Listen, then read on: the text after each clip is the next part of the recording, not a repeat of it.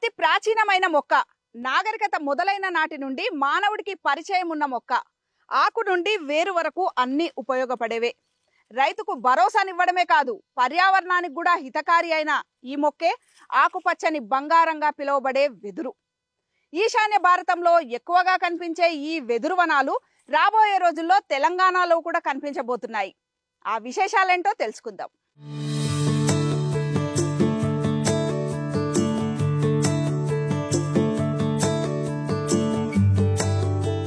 పేదవాడి కలప అని పేరుబడ్డ ఆకుపచ్చ బంగారంగా అందరి కలపగా మారి ఆదరణ పొందుతున్న మొక్క వెదురు. పుట్టింది గడ్డి జాతిలోనైనా ఉక్కుతో సమానమైన కలపనిచ్చే పంట ఇది.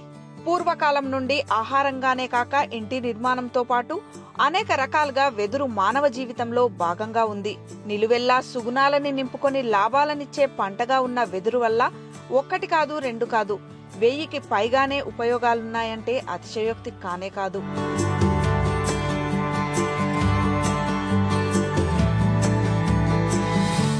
ప్రపంచవ్యాప్తంగా 1000కి పైగా వెదురు జాతులుంటే మన భారతదేశంలో 100కు పైగా జాతులున్నాయి. ఎక్కువగా 36 రకాల వెదురు జాతులను అయితే సాగు చేస్తుంటారు. ఒక చిన్న వెదురు మొక్క తెచ్చుకుంటే చాలు, ఒక 3 సంవత్సరాలలో ఇలా అన్ని రకాల బొంగులతో తయారవుతుంది. ఈ బొంగుని, వెదురు బొంగుని ఒకసారి కట్ చేసిన తర్వాత కూడా పక్క నుంచి రైజమ్స్ వస్తాయి. ఇవి కూడా పెరిగి వెదురు బొంగులు అవుతాయి. ఇది నిరంతర ప్రక్రియగా కొనసాగుతుంది. తక్కువ పెట్టుబడితో ఎక్కువగా ఆదాయాన్ని ఇచ్చే పంటగా వెదురుని చెప్పొచ్చు.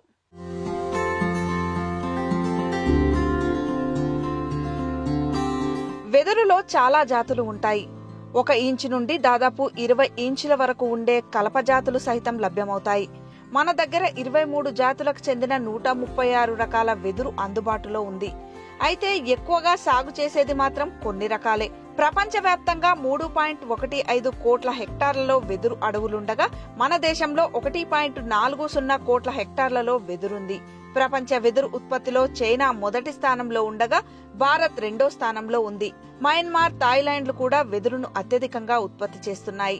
మన దగ్గర ఉన్న వెదురు వనాల్లో అత్యధికంగా అస్సాం, అరుణాచల్ ప్రదేశ్, మిజోరాం లాంటి ఈశాన్య భారత్లోనే ఎక్కువగా విస్తరించి ఉన్నాయి. దేశ అవసరాలకు ఏటా సుమారు 27 మిలియన్ టన్నుల వెదురు అవసరపడుతుండగా కేవలం 5 నుండి 6 మిలియన్ టన్నులు మాత్రమే ఉత్పత్తి అవుతుంది. డిమాండ్ కి తగ్గట్టుగా సప్లై లేకపోవడం వల్ల ఈ లోటును పూడ్చుకోవడానికి చైనా, వియత్నాం, ఇండోనేషియాలపై దిగుమతుల కోసం ఆధారపడుతున్నాం. మన దగ్గర 6 రకాలు ఉన్నాయమ్మా. డెండ్రోక్లామస్ స్టిక్టస్, డెండ్రోక్లామస్ స్టాక్సీ, డెండ్రోక్లామస్ తుళ్ళ, బ్యాంబూసా బల్కోవా, బ్యాంబూసా అరుండనేషియా. డెండ్రోక్లామస్ స్టాక్సీ అనేది కొద్దిగా సన్నగా ఉంటుంది, నిలువుగా పెరుగుతుంది, సైడ్స్ రావు. మన దగ్గర బ్యాంబూసా బల్కోవా అంటే భీమా బ్యాంబూ అంటే అది ఎక్కువగా వాడతారు. దాంట్లో దిగుబడి ఎక్కువ వస్తుంది. ఫర్నిచర్స్కి వాడతారు, అన్నిటికీ వాడతారు. కాబట్టి అది బ్యాంబూసా బల్కోవా ఎక్కువ వాడతారు. తుళ్ళ ఏమో ఉత్పత్తులకు పనికి వస్తుంది. మనకు నార్త్ ఇండియాలో, అస్సాంలో తుళ్ళ ఎక్కువ వాడతారు. అక్కడ ఏమో మోనోపోడైల్ అంటే రన్నర్స్ రష్యాలో. మనది సింపోడియల్ అంటే పొదలాగా వస్తాయి బ్రాంచెస్. సింపోడియల్ N+7 అంటే న్యూ ఉంచాలి, పాత 7 సైడ్ బ్రాంచెస్ ఉంచి ప్రతివై హార్వెస్ట్ చేయవచ్చు. 4 ఏళ్ల తర్వాత దిగుబడి తీసుకోవచ్చు. 10 టన్నులు వస్తాయి. టన్నుకు మీకు 3 నుంచి 4 వేలు తక్కువ ఉండదు. వెదురుకు తొందరగా పెరిగే స్వభావం ఉంటుంది. ఒక్కసారి నాటుకుంటే 50 నుండి 60 సంవత్సరాల పాటు ప్రతి 3 సంవత్సరాలకు ఒకసారి పంట చేతికొస్తుంది. నీటి అవసరం తక్కువగా ఉంటుంది. చీడపీడల సమస్య ఉండదు కాబట్టి ఎరువులు, పురుగు మందుల వినియోగం అవసరమే ఉండదు. ఇక అంతేకాదు, తెలంగాణలో అన్ని రకాల నేలలకు కూడా ఈ పంట సూట్ అవుతుంది.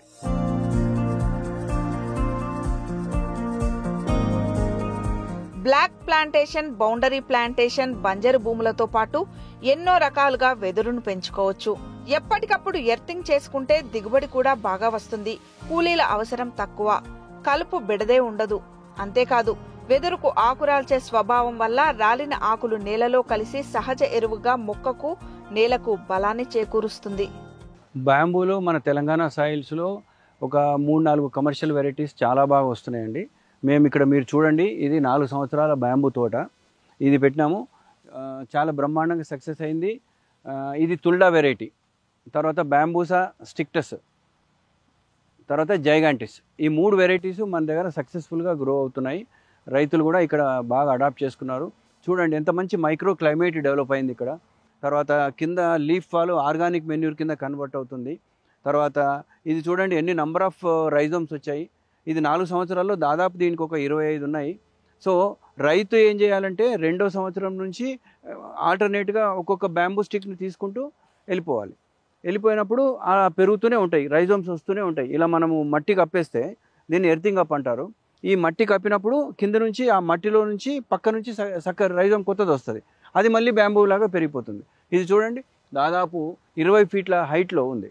బ్యాంబూ పెట్టిన 2వ సంవత్సరం తర్వాత ఏపు ఎదిగిన తర్వాత కొద్దిగా ఆకులు రాలుస్తుంది. ఆకులు రాల్చిన తర్వాత ఇది మల్చిలాగా ఫామ్ అవుతుంది. మల్చిలాగా ఫామ్ అవ్వడం అంటే మనకు పైన కలుపు రాకుండా చేస్తుంది. దాంతోపాటు ఏమవుతుందంటే సాయిల్ని ఎన్రిచ్ చేస్తుంది. ఎన్రిచ్మెంట్ అంటే ఇప్పుడు భూమి సరిగ్గా లేదు, సారవంతమైన భూమి కానప్పుడు ఏమవుతుందంటే ఈ ఆకు డిగ్రేడ్ అయిపోయి సంవత్సరంన్నరలో మొత్తం డిగ్రేడ్ అయిపోయిన తర్వాత పైన ఒక హ్యూమిక్ లేయర్ అనేది ఫామ్ అవుతుంది. ఈ హ్యూమిక్ లేయర్ ఫామ్ అవ్వడం వల్ల ఏమవుతుందంటే దాంట్లో ఉన్న మైక్రో ఆర్గానిజమ్స్ అనేది ఇంప్రూవ్ అవుతుంది. సాయిల్ మైక్రో ఆర్గానిజమ్స్ అంటారు, అవి ఇంప్రూవ్ అవుతాయి. సాయిల్ మైక్రో ఆర్గానిజమ్స్తో జనరల్గా వర్టిసిలియము, ట్రైకోడర్మా అని చెప్పేసి కొన్ని ఉంటాయి. దాంతోపాటు ఇంకొన్ని మైక్రో ఆర్గానిజమ్స్ జనరేట్ అయ్యి దాన్ని డిగ్రేడ్ చేస్తాయి. డిగ్రేడ్ చేయడం వల్ల ఏమవుతుంది, ఆ ఆకులో ఉన్న nitrogen, phosphorus, potash, several micronutrients ఏమవుతాయో అవన్నీ సాయిల్లో ఎన్రిచ్మెంట్ జరుగుతాయి. ఆ మొక్కలకు దాన్నే ఆధారంగా తీసుకొని మొక్క ఇంకా ఏపు ఎదిగే ఆస్కారం ఉంటుంది. ఇంకో విషయం ఏంటంటే దీంట్లో సాయిల్ ఎన్రిచ్మెంట్ జరిగినప్పుడు ఏమంటే వానపాములు వచ్చే ఆస్కారం ఉంటుంది. ఎప్పుడైతే మన ఫీల్డ్లో వానపాములు వచ్చినాయో వానపాములు వచ్చినప్పుడు ఏమవుతుందంటే భూమి సారవంతమైనట్టు మనము ఒక రకంగా మనం చేసుకోవచ్చు. సో అవి హోల్ చేసుకుంటా భూమి మొత్తం గుల్ల చేసుకుంటా మనకి ఏంటంటే సాయిల్ మొత్తం ప్లవింగ్ అయినట్టు చేస్తుంది, న్యాచురల్ ప్లవింగ్ అయినట్టు చేస్తుంది. దానివల్ల సాయిల్ కూడా అయిపోతుంది. ఈ ఒక్కసారి బ్యాంబూ ఫార్మర్స్ పెట్టిన వాళ్ళు ఎవరైతే ఉన్నారో పెట్టిన తర్వాత ఆల్మోస్ట్ 40-45 ఇయర్స్ వరకు కంటిన్యూస్గా 3rd ఇయర్స్ నుంచి మనము చేసుకుంటూ వెళ్తారు, కటింగ్ చేసుకుంటూ వెళ్తారు. ఆ కటింగ్ చేసుకున్న తర్వాత మనకి ఏదైతే ఆ బ్రాంచెస్ చిన్న చిన్న బ్రాంచెస్ ఉన్నాయో అవి కూడా మనం సాయిల్ కవరింగ్ లాగా చేసుకోవచ్చు.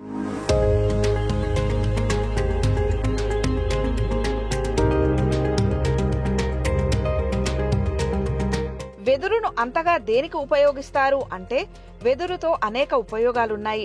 ట్రీటెడ్ చేసిన బ్యాంబూని బిల్డింగ్ నిర్మాణాలలో, సెంట్రింగ్ పనుల్లో, ఫ్లోరింగ్ టైల్స్ గా, తలుపులు, కిటికీ ఫ్రేములు, కాలమ్స్, సపోర్ట్ పోల్స్, ఫర్నిచర్ గా వాడతారు. అంతేకాక వెదురుతో ఇథనాల్ మరియు చార్కోల్ కూడా తయారు చేయవచ్చు. వెదురు గుజ్జుతో కాగితం కూడా తయారవుతుంది. అంతేకాక థర్మల్ పవర్ ప్లాంట్స్ లో బొగ్గుకు ప్రత్యామ్నాయంగా కూడా వెదురుతో చేసిన పెల్లెట్స్ ను వాడుతున్నారు. దీంతో పండే పంటకు మార్కెట్ కి డోకా లేదు కాబట్టి రైతులు వెదురు సాగు పట్ల ఆసక్తి కనబరుస్తున్నారంటున్నారు హార్టికల్చర్ డిపార్ట్మెంట్ అధికారులు. ఇది హాలో తక్కువ ఉంటుంది, పల్ప్ ఎక్కువ ఉంటుంది. దీనివల్ల మీకు స్ట్రెంగ్త్ బాగా వస్తుంది. తర్వాత జైగాంటికా వల్ల ఏంటంటే అది హై కెలరిఫిక్ వాల్యూ వల్ల దాన్ని బొగ్గు తయారు చేసి మనము విద్యుత్ తయారీకి థర్మల్ పవర్స్లో వాడతాం. హై కెలరిఫిక్ వాల్యూ అది. మార్కెటింగ్ కొంచెం ఎక్స్ప్లోర్ చేయాలి మేడం. మార్కెటింగ్ ఎక్స్ప్లోర్ చేస్తున్నారు. ఇప్పుడు వేసిన 2 ఫార్మర్స్ కూడా, ఇప్పుడు నా దగ్గర ఇక్కడ ఇటుకాల ఫార్మర్స్ ఉన్నారు కదా, ఆయన ఒక 50 ఎకరాలు వేశాడు. జహీరాబాద్ దగ్గర ఒక పిఎన్ రావు గారు అని చెప్పేసి ఆయన ఒక 60 ఎకరాలు ఉంది. సో వీళ్ళందరూ they are exploring the market. ఇప్పుడు తుల్డాకి మార్కెట్ క్రియేట్ చేస్తున్నారు. ఈ స్టడీ చేసి ఇక్కడనే లోకల్ ఇండస్ట్రీస్కి, ఇప్పుడు మన వాళ్ళు ఇక్కడ తయారు చేసే వాళ్ళు అస్సాం నుంచి ఎక్కడి నుంచో తెచ్చుకోవడం కన్నా ఇక్కడ మన లోకల్లోనే మనం ప్రొడక్షన్ చేస్తున్నాం. ట్రీటెడ్ బ్యాంబూ అంటాము. అంటే వాటర్లో బోరిక్ యాసిడ్ వేసేసి బ్యాంబూని ట్రీట్ చేస్తే దాంట్లో సెల్యులోజ్, సెమీ సెల్యులోజ్ ఉంటుంది. అది గుంజుకుంటుంది. ఒక 15 రోజులు కనుక సొల్యూషన్లో ఉంచితే అది గుంజుకుంటుంది. ట్రీట్ చేసినాక బ్యాంబూ పాడే కాదు, పచ్చిగా ఉంటుంది కదా సెల్యులోజ్. మేము పిల్లెట్స్ తయారు చేయడానికి బ్యాంబూతో క్రషింగ్ ఎండిపోయినాక చిప్స్ చేసి పిల్లెట్ చేసేసి ఆ పిల్లెట్స్ కోఫైర్గా థర్మల్ పవర్ స్టేషన్లో వాడవచ్చు. బొగ్గుకు బదులు థర్మల్ పవర్ స్టేషన్లో కోఫైర్గా వాడవచ్చు. ఎన్టీపీసీ కనుక్కున్నది. జీసీవి గ్రాస్ క్యాలిఫరిక్ వాల్యూ 4300, అంటే బొగ్గు అంత ఉంది. ఇంపోర్ట్ చేసుకోవడానికి మనకు డబ్బులు ఎక్కువ అవుతుంది కాబట్టి బ్యాంబూని పెద్ద ఎత్తున తీసుకొని దాన్ని national mission for use of biowaste cofiring for thermal power station అని ఒకటి స్టార్ట్ అయింది 2 ఏళ్ల క్రితం. దాంట్లో ఇది ఇంక్లూడ్ చేశారు. రైతులు ఇప్పుడు అవేర్నెస్ వచ్చింది, ముందుకు వస్తున్నారు. బ్యాంబో కావాలంటున్నారు. ఆయిల్ పామ్ తోటలు తీసేసి కూడా బ్యాంబో పెట్టాలంటున్నారు. ఎందుకంటే ఎప్పుడైతే గవర్నమెంట్ ఆఫ్ ఇండియా ఈ పిల్లెట్స్గా థర్మల్ పవర్ ప్లాంట్స్లో యూజ్ చేస్తున్నారో అప్పుడు ఈ బ్యాంబో వేసుకోవాలనే ఆతృత ఉంది రైతుల్లో. ఎందుకంటే గ్యారంటీ ఉంది, బైబ్యాక్ ఉంది. ఎన్టీపీఎస్ వాళ్ళు ప్రకటన ఇచ్చేసి మీ బ్యాంబో వేయండి మేము కొంటామంటున్నారు. కాబట్టి ముందుకు వస్తున్నారు. వాళ్ళు టెండర్ కాల్ఫర్ చేశారు. మిషన్స్ ఎక్కడెక్కడ ఉన్నాయి, పిల్లెట్స్ తయారు చేసే మిషన్స్, మాకు ఇన్ని పిల్లెట్స్ కావాలని వాళ్ళు టెండర్ కాల్ఫర్ చేస్తున్నారు ఎన్టీపీసీ వాళ్ళు. ఇక్కడ మన రామగుండంలో కానీ ఇక్కడ కానీ వాళ్ళు టెండర్ వేశారు. దానికి మన కంపెనీ వాళ్ళు ఈ బ్యాంబోస్ వేయించడానికి ముందుకు వస్తున్నారు. ఎట్లయితే ఆయిల్ పామ్కు మనకు ఎంఓయూ ఉందో, కంపెనీస్ బైబ్యాక్ ఉందో, అట్లాగే బ్యాంబోకు బైబ్యాక్ రాబోతుంది. వెదురు అనేది విండ్ బ్రేక్ గా కూడా పనిచేస్తుంది. తెలంగాణలో అకాల వర్షాల సమయంలో ఎక్కువగా గాలి దుమారాలు వస్తాయి. పండ్ల తోటలైతే మొత్తం పండ్లన్నీ కూడా రాలిపోయే పరిస్థితి. అటువంటి సమయంలో ఇది బయో ఫెన్స్ గా కూడా పనిచేస్తుంది.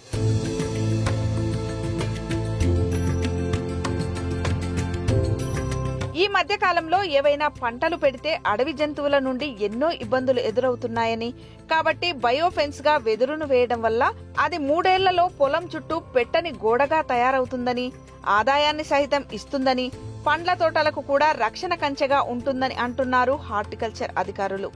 ఫార్మర్స్ జనరల్గా ఏం చేస్తారంటే బార్డర్లో ఈ మధ్య కాలంలో మంకీస్ చాలా వస్తున్నాయని చెప్పేసి బార్డర్లో పెట్టుకోవడం జరుగుతుంది. ఈ మంకీస్ జనరల్గా 30 feet 40 feet హైట్ నుంచి ఎగురుకుంటూ వస్తాయి. వాళ్ళు వచ్చినప్పుడు ఏమవుతుందంటే లైవ్ ఫెన్స్ ఏదైనా పెట్టుకున్నట్టయితే మనకు కొంతవరకు రిస్ట్రిక్షన్ అయ్యే ఆస్కారం ఉంటుంది. సో ఈ బయో ఫెన్స్ కింద మనకు స్ట్రిక్టస్ అనే మొక్క దొరుకుతుంది. బ్యాంబూస్ అన్న కూడా మనం పెట్టుకోవచ్చు. పెట్టుకున్నప్పుడు అయితే మొత్తం ముళ్ళే ఉంటాయి. ముళ్ళినప్పుడు ఏమవుతుందంటే అవి బయట నుంచి రాకుండా మనం కొంతవరకు తోటను సంరక్షించుకునే అవకాశం ఉంటుంది. సో దాంతోపాటు ఏమవుతుందంటే మనకు అదనపు ఆదాయం ఉంటుంది. ఒక బయోఫెన్స్గా కాకుండా మనకు అదనపు ఆదాయం, పోల్స్ రూపంలో అదనపు ఆదాయం కూడా వస్తుంది. తర్వాత సాయిల్ ఎరోజన్ అంటే మనకు ఏదైతే వాటర్ బయట నుంచి కొట్టుకొచ్చినప్పుడు బాగా గాలి దుమారం వచ్చినప్పుడు మనకున్న fertile layer, top fertile layer అనేది మొత్తం పోయే ఆస్కారం ఉంటుంది. ఆ పోయేదాన్ని కూడా మనకు ఈ రైజోమ్స్ వల్ల, కింద ఉన్న రైజోమ్స్ వల్ల ఏమవుతుందంటే మనకు సాయిల్ అనేది బయటికి పోకుండా మన ఫామ్లో ఉండే ఆస్కారం ఉంటుంది. సో దానివల్ల మనకు ఎన్రిచ్మెంట్ అనేది జరుగుతూ ఉంటుంది ఎప్పటికప్పుడు. సో జనరల్గా ఇది విండ్ బ్రేక్స్ కింద కూడా యూజ్ చేసుకోవచ్చు. విండ్ బ్రేక్స్ కింద ఏంటంటే మనకు సాధారణంగా జనవరి ఫిబ్రవరి నెలలో మనకు వడగాలు వస్తుంటాయి, వడగాలు వర్షం పడుతుంటుంది, గాలి దుమారం వస్తుంటుంది. ఆ గాలి దుమారం వల్ల ఏమవుతుందంటే అదే టైంలో మనకు మామిడి అనేది పూత స్టేజ్లో ఉంటుంది. పూత చిన్న పిందె స్టేజ్లో ఉంటుంది. ఆ పిందె స్టేజ్లో ఉన్నప్పుడు ఏమవుతుందంటే గాలి వచ్చినప్పుడు ఆ పిందె పూత పడిపోయే ఆస్కారం ఉంటుంది. అది పడిపోకుండా కూడా కొంతవరకు నియంత్రించే అవకాశం ఉంటుంది. దీనికి 2 ఎకరాల బార్డర్స్కి పెట్టినాం మేడం. బార్డర్స్కి పెడితే మామిడి చెట్లు ఉన్నాయి, అది వరి ఉన్నది. వరికి దాని సైడ్లో బ్రాంచెస్ పెడితే అడవి పందులు వస్తాయి. అడవి పందుల బదులు ఇది పెట్టేస్తే ఏం రాకుండా మొత్తం అల్లుకపోయి ఇప్పటికి బాగున్నాయి మేడం. ఏది రాకుండా బాగానే ఉన్నాయి ఇప్పుడైతే. దీనివల్ల ఉపయోగం బాగుంది మేడం. గాలి తగ్గుతుంది మేడం ఇవి పెడితే. గాలి తగ్గి వీటికి గాలి ఫోర్స్గా రాకుండా ఇది ఆపేస్తుంది మేడం. దానివల్ల దానికి కాయలు ఏం రాలేవు.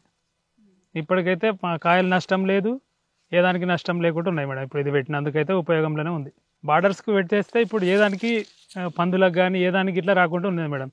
ఫెన్సింగ్ టైప్ ఉన్నాయి మేడం. ఇది పర్యావరణానికి వెదురు చేసే మేలు అంతా ఇంతా కాదు. వెదురు ఎక్కువగా కార్బన్ ఎమిషన్స్ ని స్వీకరిస్తుంది. వాతావరణ మార్పుల నేపథ్యంలో చైనా, ఇండోనేషియా, వియత్నాం సహా ఎన్నో దేశాలు వెదురు వనాలను ప్రోత్సహిస్తున్నాయి. 2017లో భారత ప్రభుత్వం వెదురును ఫారెస్ట్ స్పీషీస్ జాబితా నుంచి తీసి నేషనల్ బ్యాంబో మిషన్ పేరుతో వెదురు వనాల సాగును ప్రోత్సహిస్తున్నారు.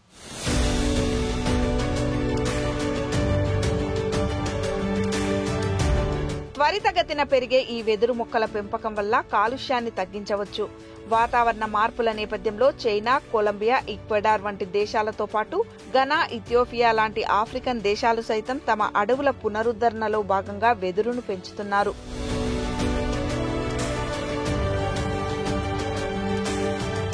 మన దేశంలో చూసినట్లయితే వెదురు పుట్టింది గడ్డి జాతిలోనైనా 1927 భారతీయ అటవీ చట్టం ప్రకారం చెట్టుగా ముద్రపడి 90 ఏళ్ల పాటు అటవీ ప్రాంతాలలోనే పెంచబడింది. అంతేకాదు ఫారెస్ట్ డిపార్ట్మెంట్ ఆంక్షల వల్ల వెదురును నరకటం, రవాణా సంక్లిష్టతలతో కూడి ఉండేది. ఈ నేపథ్యంలో 2017లో ఆ ఆంక్షల చట్రం నుండి బయటపడి అందరి మొక్కగా మారింది. ఇప్పుడు వెదురు గడ్డి జాతి మొక్క, ఎవరైనా పెంచుకోవచ్చు, ఎక్కడైనా అమ్ముకోవచ్చు. అంతేకాదు నేషనల్ బ్యాంబో మిషన్ కింద వెదురు పెంపకానికి ప్రభుత్వం ప్రోత్సాహం కూడా అందిస్తుంది.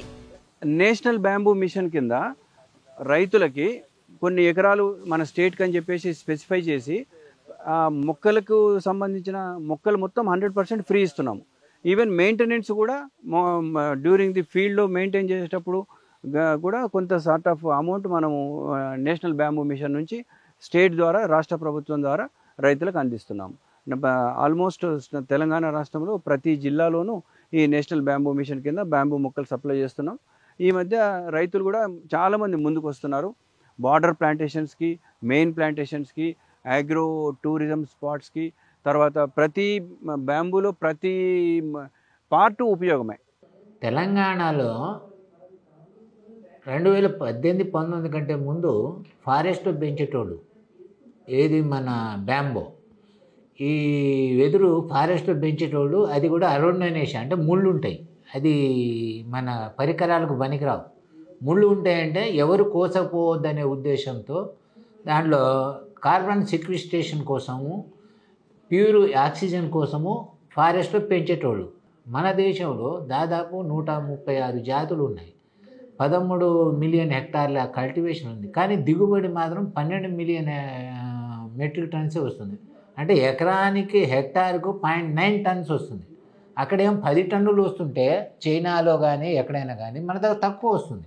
అందుకే దీన్ని ఏం చేశారంటే గ్రాస్ ఫ్యామిలీ కింద తీసుకొచ్చారు. అంటే పోయేసి ఫ్యామిలీ అంటే గ్రాస్ కింద రైతులు ప్రైవేట్లో కల్టివేషన్ చేసుకోవాలి, ఫారెస్ట్లో ఉండకూడదు.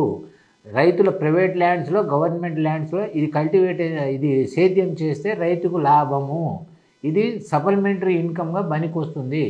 ఎక్కడెక్కడో వదిలేసిన భూములు అవి వదిలేసకుండా దీన్ని సప్లిమెంటరీ ఇన్కమ్ కింద వాడాలని 1890లో నేషనల్ బ్యాంబూ మిషన్ తయారు చేశారు. ఆ నేషనల్ బ్యాంబూ మిషన్లో మా department of horticulture is nodal department. But ఇప్పుడు బ్యాంబూ ఏంటంటే ఫార్మర్స్ గ్రో చేయవచ్చు, రిస్ట్రిక్షన్ లేదు కాబట్టి ముందుకు వచ్చారు. ఇంతకుముందు ఫారెస్ట్ వల్ల రిస్ట్రిక్షన్స్ ఉండే.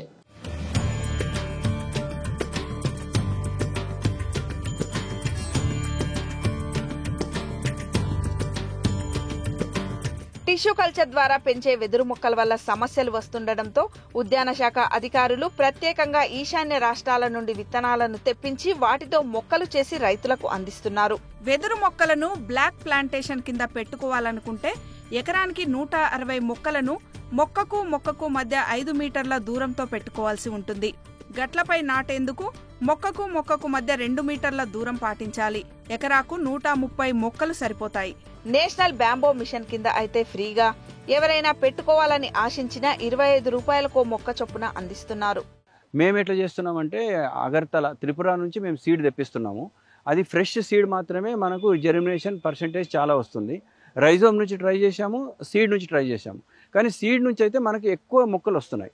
రైజోమ్స్ నుంచి అయితే అక్కడ నుంచి మేము ఫ్లైట్లో ఇక్కడికి తెప్పించి కాస్ట్ కూడా ఎక్కువ అవుతుంది. ఒక్కొక్క మొక్కకి 3 రూపాయలు పడుతుంది మనకి. సీడ్ తెప్పించి, సీడ్ రేజ్ చేసి, సీడ్ మనం డిస్ట్రిబ్యూషన్ చేయడానికి అంటే పాలీ ట్రేలో మేము తయారు చేసి ఇవ్వడానికి 3 రూపాయలు అవుతుంది. దాన్ని మళ్ళీ మేము పాలిథిన్ బ్యాగ్లోకి పెంచి ఒక 2 ఫీట్ 2.5 ఫీట్ అయిన తర్వాత రైతులకు అమ్మితే 25 రూపాయలకు మేము అమ్ముతున్నాం, పాలీ బ్యాగ్లోకి షిఫ్ట్ చేసి. లేదంటే మేము ట్రేలో కూడా సప్లై చేయగలుగుతాము. ట్రేలో 3 రూపాయలు 3.5 రూపాయలు మేము సప్లై చేయగలుగుతాం. కాకపోతే ఫ్రెష్ సీడ్ మాత్రమే జెర్మినేషన్ వస్తుంది.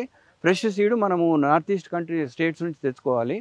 మాకు ఒక బెస్ట్ సోర్స్ దొరికింది, అగర్తలా నుంచి తెప్పిస్తున్నాము.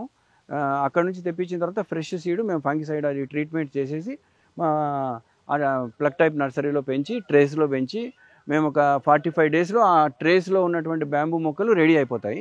అది 3-3.5కి మేము 3 రూపాయలు 3.5 రూపాయలు మేము రైతుకు సప్లై చేయగలుగుతాం.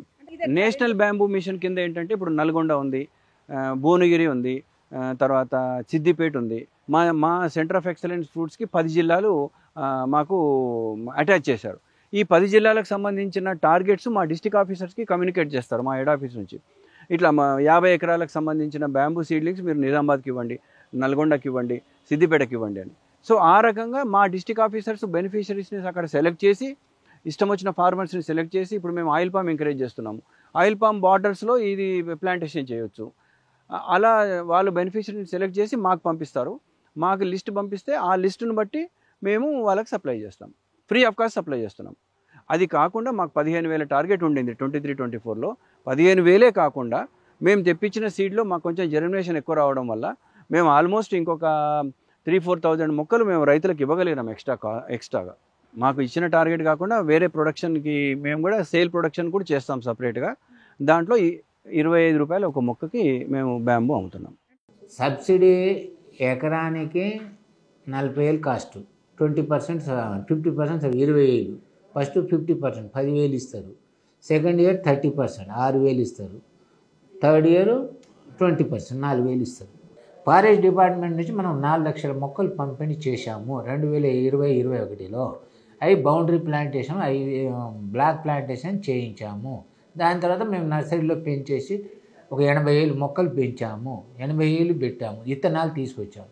Bamboo Telangana is one of the state to grow bamboo అనేది డిక్లేర్ అయిపోయింది.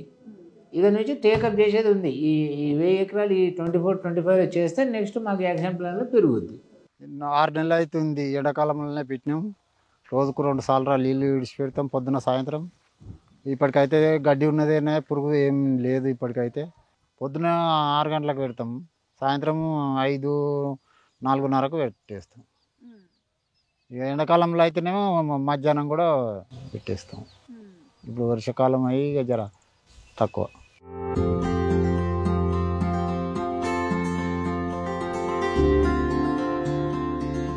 వెదురు వేర్లు నేల పై పొరను పట్టి ఉంచడంతో పాటు వాన నీరు భూమిలో ఇంకడానికి తోడ్పడతాయి. నదీ తీరాలు, కొండ చర్యలతో పాటు నేల తరచుగా కోతకు గురయ్యే చోట్ల వెదురును పెంచడం వల్ల చాలా ఉపయోగాలున్నాయి. వెదురుతో బయోచార్ కూడా తయారు చేయవచ్చు. తక్కువ ఆక్సిజన్ వద్ద వెదురును మండించడం ద్వారా బయోచార్ తయారవుతుంది. పొలాలకు ఎరువుగా ఈ బయోచార్ ఉపయోగపడుతుంది. వెదురు చెట్లు ఉన్న చోటంటే అది ఆక్సిజన్ పార్క్ అన్నట్లేనని, కాబట్టి కార్బన్ ని గ్రహించే స్వభావం ఎక్కువగా ఉన్న వెదురును విస్తృతంగా పెంచాలంటున్నారు.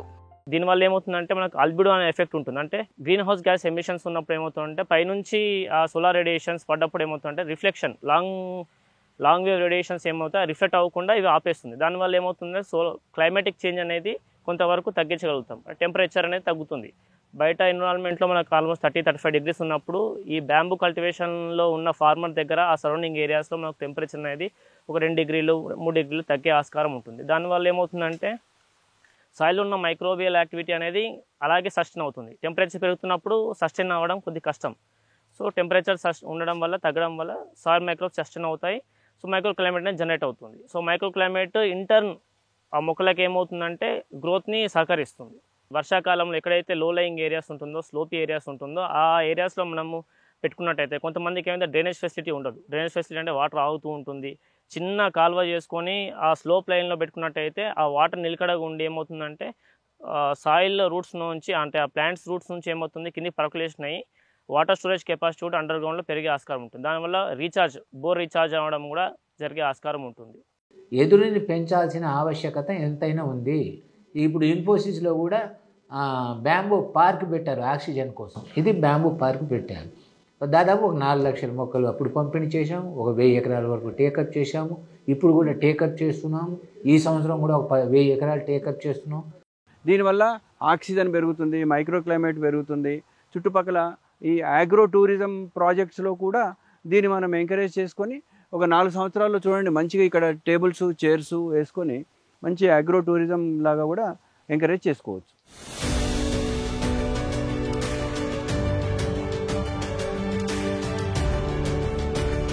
ఎన్నో ప్రయోజనాలున్న అడవిలోని ఆకుపచ్చని సిరి ఇప్పుడు అందరికీ చేరువవుతుంది. సాగు భూముల్లో పెంచబడి మార్కెట్ అవసరాలను తీర్చడానికి వడివడిగా పెరుగుతుంది. మార్కెట్ అవసరాలకే కాకుండా పర్యావరణ పరిరక్షణలో భాగంగా కూడా వెదురు వనాల పెంపకానికి సైతం అడుగులు పడుతుండడం మంచి పరిణామమే.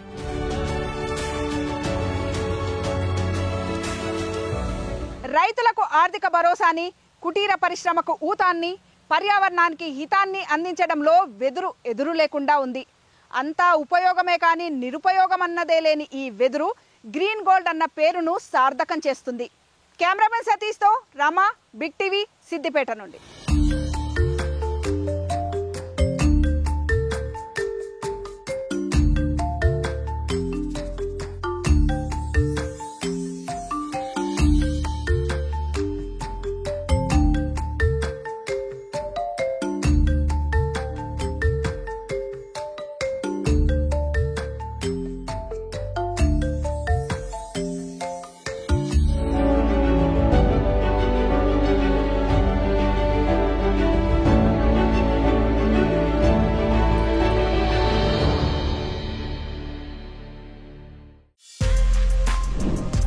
For more videos like this, subscribe Big TV channel.